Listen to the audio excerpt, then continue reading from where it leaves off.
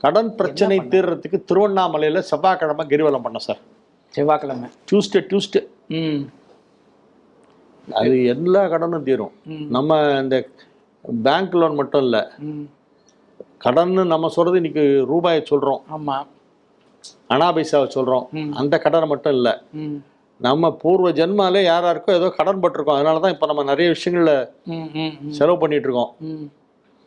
யாரோ ஒருத்தருக்கு பணம் கொடுப்போம், அவன் காணாம போயிடுவான், அப்புறம் கிடைக்காது. சரி, பூர்வ ஜென்மால ஏதோ அவனுக்கு கடன் பட்டிருக்கோம் போல் இருக்கு, அதனாலதான் அவன் நம்மகிட்ட காசு வாங்கிட்டு போயிட்டான், அந்த கடன் கழிஞ்சது போன்னு சொல்லி தலைக்கு ஸ்நானத்தை பண்ணிட்டு போன்றுவாங்க.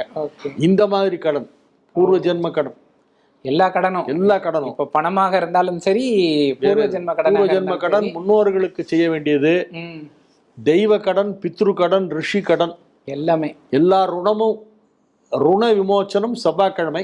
அது சேஷாத்ரி சுவாமி